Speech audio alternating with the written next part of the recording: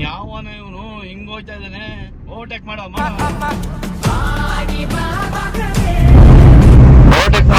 Overtake ಮಾಡೋ. ಸುಮ್ನೆ ಇರಪ್ಪ. ಈ ಎಕ್ಸ್ಪ್ರೆಸ್ ವೇಲಿ ಈ ಗಾಡಿಲಿ ಕೂತ್ಕೊಂಡ್ರೆ ಸುಮ್ನೆ ಗಾಡಿ 60ರಲ್ಲಿ ಹೋಗುತ್ತೆ, ಇನ್ನು ಮುಟ್ಟಿದ್ರೆ 90ಕ್ಕೆ ಹೋಗುತ್ತೆ. ಇನ್ನು ಅವನು ಓವರ್ಟೇಕ್ ಮಾಡಕ್ ಹೋಗಿ ಅವ್ನು 100ರಲ್ಲಿ ಹೋಗಿ ನಾನು 101ರಲ್ಲಿ ಹೋಗಿ ಅದು ಕ್ಯಾಮ್ರಾದಲ್ಲಿ ರೆಕಾರ್ಡ್ ಆಗಿ ಅದಕ್ಕೆ ಪೊಲೀಸ್ ಅವ್ರು ಫೈನ್ ಹಾಕಿ ಸರ್ ಒಂದೇ 1 ಕಿಲೋಮೀಟರ್ ಲಾಂಗ್ ಬಿಟ್ಬಿಡಿ ಸರ್ ಅಂದ್ರೆ ಅವರು ಇಲ್ಲಪ್ಪ ಫೈನ್ ಕಟ್ಟಲೇಬೇಕು ಅಂತಾರೆ. ಓ ಶಿಟ್, 100.5 ಹೋಗ್ತಾ ಇದೀನಿ.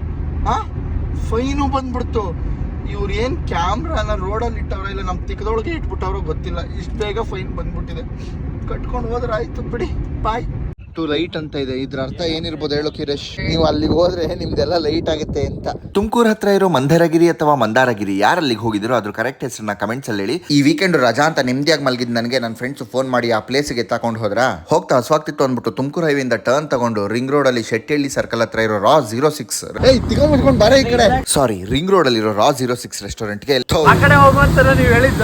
ನಮ್ಮ ಹೊಟ್ಟೆ ಎಷ್ಟು ಉರ್ಸ್ತಾವ್ರು. ಹೋಗ್ಲಿ ಬಿಡಿ, ಈ ರೆಸ್ಟೋರೆಂಟ್ ಆಂಬಿಯನ್ಸ್ ಸಖತ್ತಾಗಿತ್ತು, ಫುಡ್ ಕೂಡ ಟೇಸ್ಟಿ ಆಗಿತ್ತು. ನೀವೇನಾದ್ರೂ ತುಮಕೂರು ಕಡೆ ಹೋಗ್ತಾ ಇದ್ರೆ ಲಪಕ್ ಅಂತ ಗಾಡಿನ ರಿಂಗ್ ರೋಡ್ ಕಡೆ ತಿರುಗಿಸ್ಕೊಂಡು ಶೆಟ್ಟಿಹಳ್ಳಿ ಸರ್ಕಲ್ ಹತ್ರ ಇರೋ ಈ ರೆಸ್ಟೋರೆಂಟ್ ನ ವಿಸಿಟ್ ಮಾಡಿ, ನಿಮಗೆ ಖಂಡಿತ ಇಷ್ಟ ಆಗುತ್ತೆ. ಊಟ ಮುಗಿಸಿ ಮಂದಾರಗಿರಿಗೆ ಹೊರಟ ನಮ್ಗೆ ಒಂದೆರಡು ಟ್ರೈನ್ ಯೂಟ್ಯೂಬ್ ಆಡ್ ತರ ಅಡ್ಡ ಬಂತು. ಅದನ್ನ ದಾಟಿ ನಾವು ಎಂಟ್ರಿ ಆಗಿದ್ದೆ ಮಂದಾರಗಿರಿ.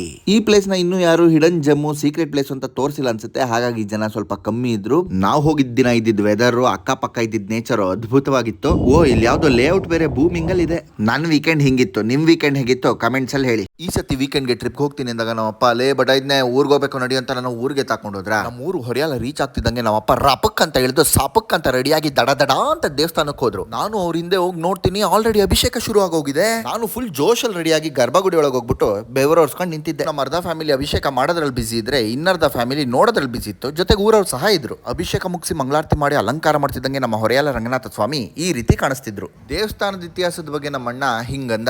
ಶ್ರೀರಂಗಪಟ್ಟಣದ ಶ್ರೀರಂಗನಾಥ ಸ್ವಾಮಿಯನ್ನ ಪ್ರತಿಷ್ಠಾಪನೆ ಮಾಡೋ ಟೈಮಲ್ಲಿ ಈ ವಿಗ್ರಹನೂ ಕೂಡ ಮಾಡಿದ್ರು.